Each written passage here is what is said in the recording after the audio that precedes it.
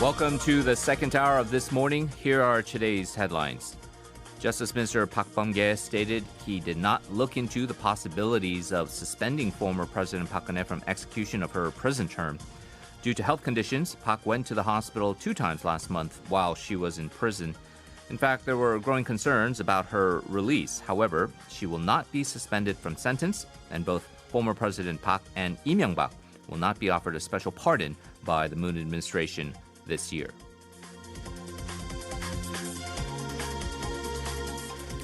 The prosecution requested the Court of Appeal to dismiss the PPP presidential candidate Yoon Suk-yeol's mother-in-law Tre's appeal against fraud and medical law violations related to her hospital business.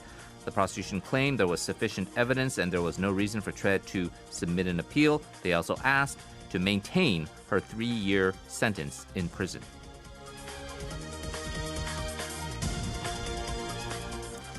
The mayor of Seoul will no longer be able to speak up at the Seoul Metropolitan Council. The Seoul Council, with the majority of the seats occupied by the ruling party, plans to partly amend the ordinance to order the mayor to leave a meeting whenever the mayor speaks without permission.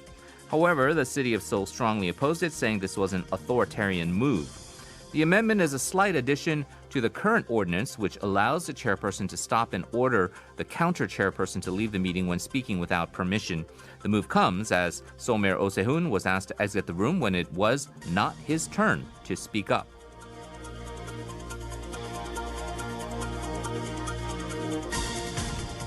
Finally, South Korea yesterday suspended the import quarantine inspections of Canadian beef following the discovery of a cow in Alberta infected with bovine spongiform encephalopathy, commonly known as mad cow disease. This is the first time in 6 years that a mad cow case has been reported in Canada.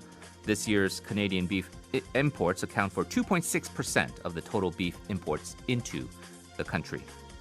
And you can listen to these headlines once again on our YouTube channel by searching TBS EFM. Once there, you'll also get a script of the headlines and subtitles as well.